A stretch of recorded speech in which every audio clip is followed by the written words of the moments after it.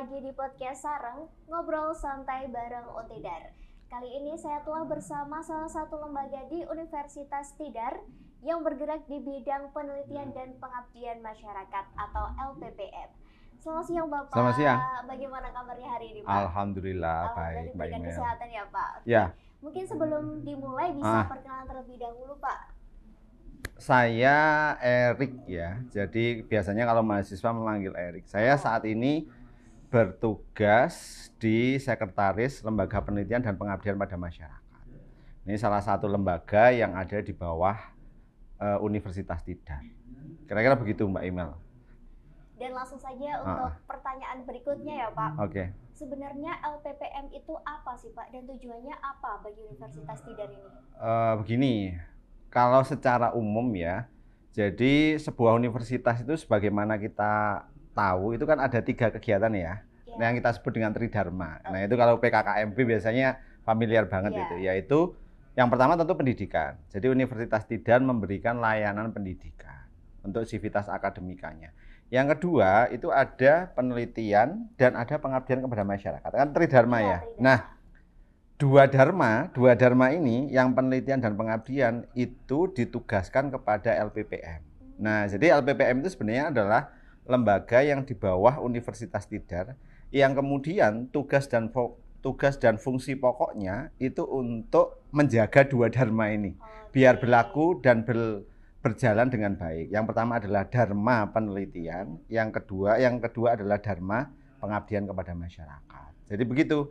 Jadi dia menghandle 2 dari 3 dharma yang harus dilakukan oleh sebuah universitas. Oke, berarti bergerak di bidang penelitian dan juga pengabdian masyarakat. Penelitian dan pengabdian kepada masyarakat. Terkait tupoksi nih Pak, seperti yang kita ketahui bahwa LPPM ini hanya menyelenggarakan KKN saja. Masyarakat luas banyaknya yang tahu seperti itu, apalagi mahasiswa. Padahal sebenarnya tupoksi dari LPPM ini tidak hanya dari itu, mungkin bisa sedikit diceritakan Pak. Iya. Yang paling terkenal tugasnya itu aja ya. Yang paling terkenal adalah tugasnya untuk menghandle atau mengurus tentang KKN. Tapi itu sebenarnya adalah bagian kecil dari fungsi dan tugas pokok dari LPPM. Jadi gambarannya begini, kalau kita tadi berbicara tentang penelitian dan pengabdian pada masyarakat, nah pengabdian pada masyarakat itu kan salah satunya pengabdian yang dilakukan oleh mahasiswa. Nah, itu yang kita sebut dengan KKN, dengan jumlah SKS. Kalau di Universitas Tidar itu 3 SKS ya. Nah, itu. Jadi dia penggalan kecilnya aja. Jadi tugas untuk meregulasi pelaksanaan KKN, dan KKN itu kan harus berkualitas ya. Jadi ada pembekalannya, kemudian ada reorientasinya, kemudian ada penerjunan di lokasi, ada monitoring sampai dengan penarikan, itu kan ada penjaga kualitasnya. Nah, di sanalah LPPM menjaga kualitas pengabdian kepada masyarakat itu. Jadi ya itu jadi salah satu bagian atau fungsi pokoknya dari LPPM. Walaupun yang terlihat mungkin di mahasiswa itu ya, tapi yang lain banyak banget, yang lain banyak. Belum penelitian loh ya. Penelitian itu kan dilakukan oleh dosen, juga dilakukan oleh mahasiswa juga kan. Nah, penelitian yang dilakukan oleh dosen itu mulai dari prosesnya di depan, sampai dengan proses monitoringnya, sampai dengan proses pelaporannya, itu semuanya juga di LPPM. Nah, sebagai gambaran aja, sebagai gambaran. Tahun 2022, total penelitian dari sivitas akademika di Universitas Tidar, terutama dari rekan-rekan dosen ya, itu jumlahnya sekitar 149 tepatnya. Nah, itu di bawah koordinasi kita tuh. Dan penelitiannya kan ada sekitar 30 prodi yang melakukan penelitian, dan dosen-dosen kita kan ratusan ya jumlahnya ya. Nah, kan rekan-rekan dosen ini membentuk kelompok-kelompok melakukan penelitian. Bisa penelitian di bidangnya, bisa penelitian di lintas bidang. Oh, bisa juga di lintas bidang. Bisa di lintas bidang. Jadi tadi tahun 2022 149 penelitian jumlah kuantitinya. 2023 sekitar 170-an. Meningkat ya Pak? Meningkat terus. Tahun 2024 terakhir ini sekitar 220 penelitian dari berbagai jenis skema. Itu dari sudut pandang penelitian saja loh ya. Terus kemudian pengabdian pada masyarakat juga begitu, jumlah kuantiti rekan-rekan dosen kita. Nah, KKN tadi di sana, di pengabdian kepada masyarakat. Nah, peregulasinya ini kami dibantu oleh rekan-rekan kami, koordinator namanya. Jadi untuk membantu LPPM menjaga gawangnya. Jadi penjaga gawangnya kan LPPM tuh. Ada koordinatornya, namanya Koordinator Pusat Penelitian, itu Dr. Arif Rahman Saleh dari Prodi Teknik Mesin ya. Jadi dari FT, dan yang untuk Koordinator Pusat Pengabdian kepada Masyarakat itu Bapak Dr. Joko Trinugraha, itu beliau dari FISIP. Jadi koordinatornya ada. Dan di selain itu kan nanti secara umum untuk proses monitoring kan ada kepala LPPM nih. Jadi ada Bu Dr. Eni, itu beliau yang akan kemudian membantu kita melakukan evaluasi secara keseluruhan. Nah itu gambarannya lah kira-kira. Kalau saya lihat nih Pak di website itu terdapat menu-menu selain penelitian, pengabdian masyarakat, itu juga sepertinya kalau tidak salah ada fasilitas pembuatan sertifikat hak cipta. Oh, Pak. Hak cipta, oke. Nah itu bagaimana sih Pak konsepnya dari sertifikat hak cipta itu, bagaimana mahasiswa caranya memperoleh hal itu?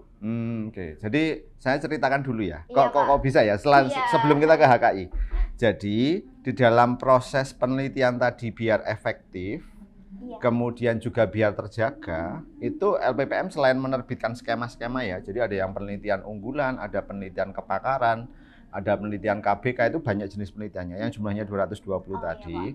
Itu kita juga punya yang namanya pusat studi dan pusat layanan. Ya, jadi ada pusat layanan, misalkan untuk teman-teman kita yang disabilitas, ada pusat layanan disabilitas. Itu yang menghandle siapa? Rekan-rekan dosen kami itu lintas fakultas. Jadi lintas fakultas rata-rata ya jumlah anggotanya bisa 5 sampai dengan 10. Nah, teman-teman dosen itu nanti mereka juga ada merekrut ini ya, kayak semacam volunteer dari mahasiswa, itu membantu untuk memfasilitasi rekan-rekan dosen maupun mahasiswa yang memiliki keterbatasan fisik misalkan. Jadi itu SLD. Nah, dari pusat layanan atau pusat studi tadi ada 10 pusat studi, ada 4 pusat layanan, dan ada 1 pusat unggulan iptek Kopi Vulcano ya. Jadi ada 15 totalnya. Nah itu di bawah LPPM. Nah salah satunya itu ada yang kita sebut tadi sesuai dengan pertanyaannya. Jadi ada rekan-rekan kita yang meregulasi, membantu kita tentang pusat hak kekayaan intelektual. Nah salah satunya banyak ya anaknya ya. Berarti anak beranak gitu ya. Nah anaknya tadi itu pengurusan HKI yang biasanya rekan-rekan mahasiswa itu kan datang ke LPPM meminta tolong untuk mendaftarkan hak cipta. Jadi HKI itu macam-macam, ada merek, ada paten. Nah, salah satunya hak cipta. Yang lagi laris akhir-akhir ini itu hak ciptanya. Jadi hak kekayaan intelektual salah satunya hak cipta tadi. Nah, kami memfasilitasi mahasiswa, dosen, seluruh sivitas akademika untuk mengurus HKI sampai nanti keluar sertifikatnya. Nah, untuk hak cipta sendiri itu macam-macam. Jadi ada yang mendaftarkan, kalau kita lihat tracknya di sistem kami ya, untuk hak cipta, ada yang mendaftarkan video, ada yang pamflet, ada yang e-book, ada yang buku, ada yang karya ilmiah, ada yang banyak. Jadi itu semacam regulasi pengamanan ya, karena kita akan mendaftarkan itu ke Kepkumham ya, Hukum dan HAM, kemudian akan kita masukkan ke sistem dan kemudian di-approve.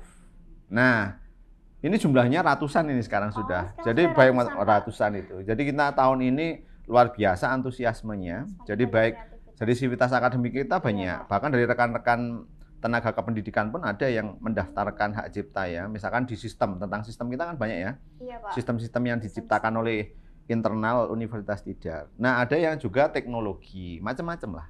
Jadi sejauh ini kami sudah melayani ratusan itu. Jadi kalau mau daftar HKI, nanti rekan-rekan mahasiswa ke LPPM aja ya. Nanti di sana dibantu oleh teman-teman di resepsionis itu di depan itu. Tapi sebelum ke sana, biar nanti cepat pelayanannya, itu ada baiknya membaca dulu apa saja yang harus dipersiapkan. Seperti syarat-syaratnya apa syaratnya, saja betul. Ya, Pak. Kalau itu sudah lengkap nggak akan lama. Yang jadi masalah itu kalau sana datang tapi barang bawaannya nggak lengkap. Masih awam. Itu kalau kita lengkap mungkin nggak ada 1 jam semuanya sudah clear ya. Berarti budaya akan literasi terlebih dahulu. Nah ya, itu Pak. cek di website ada. Jadi website ada. kemudian kita tinggal memenuhi. Nah, kira-kira begitu gambarannya untuk layanan HKI. Tadi sedikit disinggung mengenai layanan disabilitas, ya kan Pak? Nah, dari LPPM sendiri, adakah contoh kegiatan terkait layanan disabilitas bagi masyarakat di Untidar ini enggak Pak? Untuk masyarakat internal ya? Internal. Oke. Teman-teman di disabilitas itu sekarang namanya PSLD ya, Pusat Studi Layanan Disabilitas. Nah itu sebenarnya kita sudah lama tuh, jadi sebelum 2020 itu sudah ada. Nah apa yang dilakukan? Tentunya penelitian atau pengabdian yang arahnya adalah membantu kemudahan oleh rekan-rekan kita yang mengalami disabilitas ya. Misal pada saat kita mau membangun sebuah gedung, teman-teman pusat layanan itu akan memberikan masukan kepada pembuat gedung ya, misalkan rekanan kita yang membuat gedung, kira-kira yang dibutuhkan oleh rekan-rekan kami, misalkan ada banyak tuh sekarang tuh, yang jalan yang yang jalannya yang satu tangga, yang satu non tangga.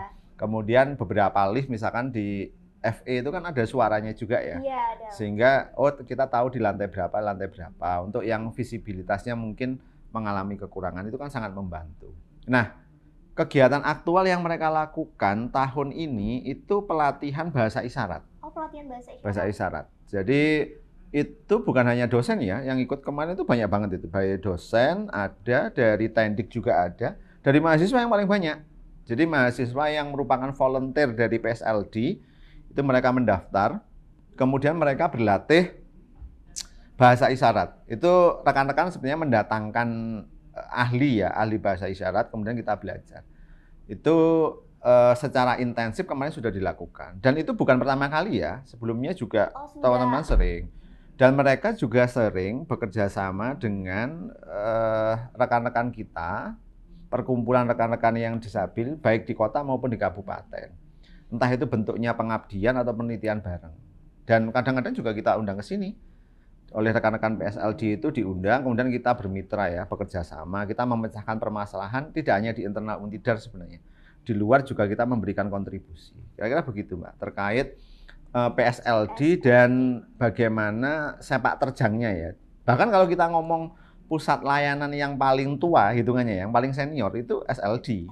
SLD itu yang lahir paling duluan dibanding yang lain. Baru kemudian bertahap itu kan ada SDGs Desa Center. Itu pusat studi yang kira-kira geraknya tentang bagaimana hubungannya antara kita memajukan desa dengan berprinsip pada Sustainable Development Goals. Itu yang mensahkan dulu, bahkan Menteri Desa itu ya datang ke sini kemudian mensahkan kita menjadi SDGs Center kedua se-Indonesia.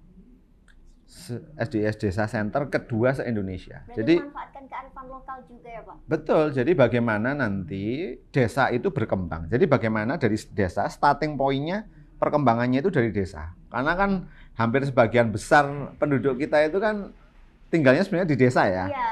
Nah dari desa itu kemudian desa itu kita bantu untuk kembangkan. Nah rekan-rekan kita di SDGs Desa Center juga seringkali mendorong itu. Dan kita beberapa kali juga diminta bantuan untuk membantu proses regulasinya, proses implementasinya di lapangan.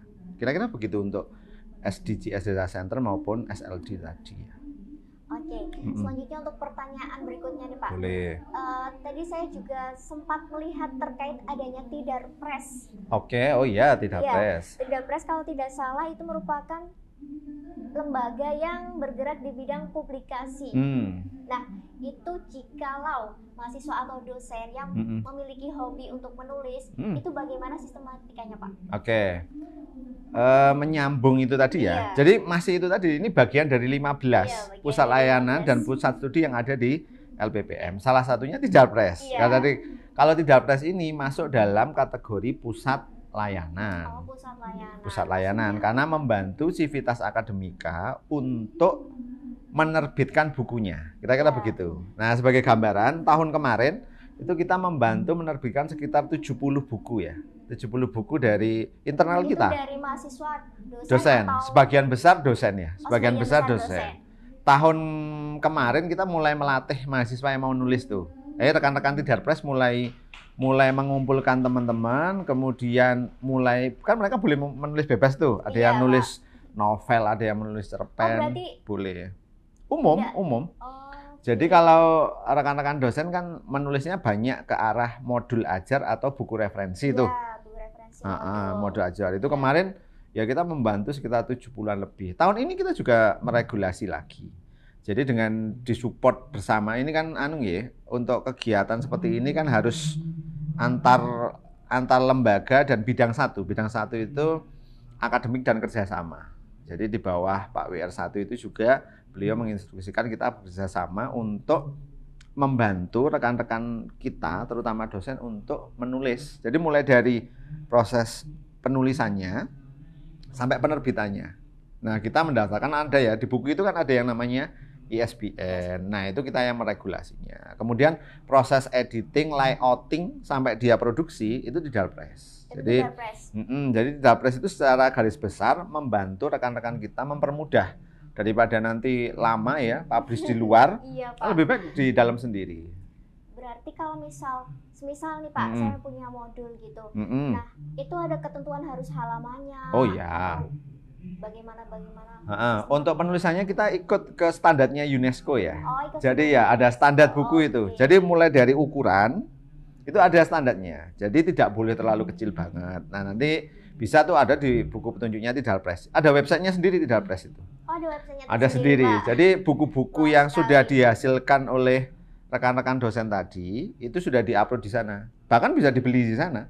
Bisa dibeli. Ada ya di websitenya LPPM di Tidarpres ya, website di Tidarpres. Nah, kemudian e-market lah hitungannya ya. Nanti kalau misalkan pesan dari tulisan Bapak Ibu dosen bisa di sana. Nah, kemudian terkait bagaimana proses penulisan ya. Iya. Jadi mulai dari penulisan seperti halamannya berapa jumlahnya. Itu kita batasi ya. Kalau halaman sekitar 70-an minimal. Itu non depan ya. Bukan termasuk cover, daftar isi nggak ikut. Kontennya aja itu sekitar 70-an minimal. Nah, kemudian untuk ukurannya juga kita harus ikut standar UNESCO. Tapi untuk penulis malah nggak perlu repot-repot ya. Karena dari cover itu sebenarnya kita yang sudah buatin tuh layoutingnya. Jadi teman-teman tinggal membuat kata pengantar. Daftar isi kita yang membantu. Rekan-rekan di Tidarpres yang akan membantu.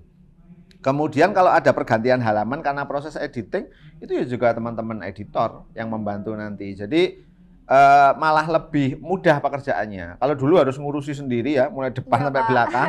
Sekarang mulai dari proses pembuatan cover depan belakang, itu semuanya dibantu oleh rekan-rekan Tidarpres. Dan tahun ini diagendakan nanti akan ada pelatihan yang terstruktur untuk rekan-rekan penulis. Jadi nanti kami akan mencoba mengumpulkan rekan-rekan penulis. Sampai dengan saat ini sudah terkumpul sejumlah hampir sama dengan tahun kemarin buku yang akan publish. Nah, ini nanti untuk mempercepat proses editing, itu nanti kami akan menempatkan rekan-rekan penulis tadi di sebuah tempat gitu ya, yang kira-kira akan representatif. Dan untuk mempercepat prosesnya, nanti biar kita bersama, kalau ada, kita temukan antara editor, layouters dengan penulis. Jadi nanti secara simultan ini akan bisa cepat prosesnya. Karena itu harus selesai tahun ini. Nggak boleh kita loncat tahun. Jadi harus tahun ini kita berupaya untuk menyelesaikan buku yang sudah masuk ke kami. Jadi seperti tahun kemarin itu jadi dalam tempo setengah tahun lah ya. Jadi kita mulai berproses itu rata-rata ya medio Agustus lah. Medio Agustus itu sudah 2023 ya. Kemudian kita selesaikan di sebelum berganti tahun. Nah, tahun ini kita coba begitu lagi. Cuman kita buat berdasarkan tahun kemarin, kita buat formulasi yang lebih baik. Gitu Mbak Emel. Jadi lebih pas lah gitu harapannya. Berarti Sobat Unidar, bagi kalian yang memiliki hobi di kepenulisan bisa melakukan penerbitan atau publikasi melalui LPPM, tepatnya di Tidarpres. Gitu ya Pak? Ya, boleh. Dan selanjutnya nih Pak, terkait kegiatan LPPM, mungkin sampai detik ini kegiatan apa yang paling berkesan dan juga berimpact atau berdampak bagi masyarakat lokal, nasional maupun internasional yang paling berkesan nih Pak dari LPPM sendiri? LPPM itu sudah kita punya mitra banyak ya. Saya ambil contoh misalkan yang skalanya mungkin agak regional ya. Antara kalau dengan pemerintah kota dan kabupaten ya kita hampir setiap tahun lah sudah melakukan ya. Bahkan sebagian besar penelitian dan pengabdian kepada masyarakatnya rekan-rekan dosen kan dilaksanakan di kota atau kabupaten, termasuk salah satunya Temanggung. Jadi kalau area agak lokal, dekat ya, mungkin ring satunya Untidar gitu, itu masih sering kita lakukan. Nah kalau agak jauh, salah satunya itu Kabupaten Sragen. Sragen ya, jadi kita sudah bekerja sama. Jadi Ibu Bupati juga sudah pernah tindak ke sini kan, untuk memperpanjang kerjasama kita bahkan. Jadi sudah memperpanjang 4 tahun lebih kerjasama kita sudah. Jadi kan kita punya MOU ya, MOU itu berlaku sekitar 4 tahunan. Kalau habis itu biasanya antar pimpinan akan tanda tangan MOU lagi. Nah dengan Sragen itu kita sudah sangat lama bekerja sama. Salah satunya LPPM, ini ada tugas yang mungkin belum saya sebutkan di sana ya. Iya, Pak. Kita membantu pemerintah kabupaten untuk mendapatkan aparatur desa yang qualified. Jadi Sragen itu bekerja sama dengan kami untuk menyeleksi aparat desa yang mendaftar, dan itu sudah banyak desa ya. Di MOU kita itu tercatat mungkin sudah 30-an lebih ya, 30-an desa yang ada di bawah Kabupaten Sragen yang pelaksanaan seleksi aparat desanya. Kalau kita mungkin kayak ASN gitu ya, seleksi ASN gitu ya. Seleksi ASN, tapi seleksinya tapi untuk desa. Dan di desa itu kan punya regulasinya. Salah satunya regulasinya di sana harus bekerja sama dengan universitas. Dan universitasnya harus negeri kalau di peraturan bupatinya. Dan saat ini yang menjalankan regulasi itu hanya Untidar dan UGM. Regulasinya. Nah, kita sudah bekerja sama sejauh ini 30-an desa itu, sekitar 30 desa yang aparat desanya seleksinya di tempat kita. CAT, full CAT. Jadi mulai dari pengetahuan umumnya sampai dengan keterampilan komputernya itu semuanya di kita. Termasuk proses mereka mutasi. Mutasi itu pindah jabatan. Di lingkup desa itu tempat kita. Itu di tingkat regional ya. Nah, bagaimana di tingkat internasional misalkan? Untidar nanti selain yang terbaru ya, kalau yang terbaru ini kan kita ada KKN internasional ke Malaysia ya. Nah itu kemarin kita sudah di podcast yang satunya kayaknya. Tapi saya mungkin mau singgung juga bahwa kita sudah punya juga, kita adalah bagian dari teman-teman terutama di SDGs Desa Center. Itu sudah bagian dari keluarga nasional, keluarga internasional di UNSDSN. Sebuah lembaga internasional di bawah United States, jadi di bawah PBB lah hitungannya ya. Dan di sana itu meregulasi tentang bagaimana SDGs, Sustainable Development Goals itu harusnya diregulasi. Jadi kita sudah menjadi bagian dari keanggotaan UNSDSN itu. Namanya UNSDSN. Jadi sebuah lembaga yang meregulasi tentang bagaimana peran sebuah universitas terutama untuk membantu keterlaksanaan Sustainable Development Goals. Dan teman-teman sudah menjadi bagian dari mitra internasional. Kita seringkali diajak untuk diskusi, kita seringkali diajak untuk saling sharing pengalaman. Jadi LPPM sudah ngapain aja di desa-desa gitu. Nah kita, karena jadi kita selain mewarnai tingkat lokal, tingkat regional, tingkat nasional, juga sudah mulai mewarnai di tingkat internasional. Salah satunya menjadi member dari keanggotaan UNSDSN dan kita berkontribusi positif di sana. Teman-teman kalau ada seminar, kemudian ada sharing pengalaman, bahkan best practice yang sudah kita lakukan itu kita sharekan. Nanti bisa dicek itu di websitenya UNSDSN, kita sudah ada itu. Ada logonya Untidar sudah bekerja sama. Kemudian di sub Untidar juga di sana sudah ada. Nah, kemudian untuk KKN internasional yang tadi, ini kan sudah insya Allah akan berangkat dalam bulan ini. Dalam bulan ini. Itu kerjasama dengan Inti University. Itu kemarin diregulasi sekitar, karena dia bersamaan dengan puluhan universitas negeri yang lain ya. Itu sekitar tanggal 18 insya Allah. Kalau tidak ada maju mundurnya ya, karena ini kan sangat tentatif berdasarkan kesiapan dari universitas yang lain, karena dia harus mengurus visa, harus mengurus paspor, kan nggak mungkin Untidar berangkat duluan kan nggak mungkin toh. Jadi Untidar nunggu, kita kemarin sudah divalidasi dan sudah clear semua persyaratannya mahasiswa kita, jadi nggak ada kendala dan mereka sudah kita latih tuh. Kemarin sampai anak-anak yang mau berangkat ke Malaysia itu sampai belajar tentang survival juga tuh. Ini kemarin bersama dengan teman-teman Mapala sulfur ya, itu dilatih untuk survival. Nah, kira-kira begitulah kancah bagaimana LPPM, bagaimana kita mulai membangun kontribusi dan citra positif, baik di regional, nasional maupun di internasional. Dan untuk yang terakhir nih Pak, mungkin ada nggak sih harapan atau pesan Bapak terkait adanya kelembagaan LPPM ini supaya dapat dimanfaatkan oleh masyarakat yang ada di Untidar, baik mahasiswa ataupun dosen, supaya manfaatnya dapat terasa di semua kalangan nih Pak? Ya, tentu sebagai bagian dari insan akademisi ya, kita itu maunya seluruh proses penelitian dan pengabdian kepada masyarakat yang dilakukan oleh Civitas Akademika itu berkualitas ya tentu ya. Iya Pak, tentu. Dan memang betul-betul berdampak untuk masyarakat. Mesti itu harapannya. Iya, harapannya itu. Nah, maka harus ada ini nih, keberlanjutan antara penelitian yang dilakukan oleh rekan-rekan dosen dan hasil dari penelitian itu kemudian diimplementasikan di masyarakat. Nah, itu kan berkelanjutan. Iya, nah, ini yang kemudian mau harapannya secara kualitas LPPM menjaga itu. Selain kita juga harus senantiasa mengembangkan diri ya, mengejar cita-cita bersama. Kalau visi kita kan sudah ada di universitas ya, ikut visinya universitas. Nah, LPPM tentu mengikuti visi dari universitas, terutama bagaimana potensi lokal dan kearifan lokal itu kemudian terinfuse di penelitian maupun pengabdian, bahkan penelitian ini nanti dibawa di dalam ruang-ruang kelas. Jadi hasil penelitiannya itu terintegrasi dalam proses pembelajaran di ruang-ruang kelas. Pasti akan menarik tuh ya. Iya. Teman-teman mahasiswa kalau diajar oleh rekan-rekan kita itu berdasarkan dari hasil temuan dan penelitian yang sudah diterapkan, maka akan sangat relevan dengan kebutuhan masyarakat. Pak. Nah, kira-kira cita-cita kita bersama dari lembaga ini ke sana. Jadi bagaimana kita menghasilkan penelitian dan pengabdian kepada masyarakat yang berkualitas. Mungkin terima kasih sebelumnya Sama-sama. Bapak karena telah berkenan hadir di podcast Sareng pada kita di hari ini. Dan semoga informasi ini bermanfaat bagi kita semua, khususnya bagi pemirsa yang ada di rumah.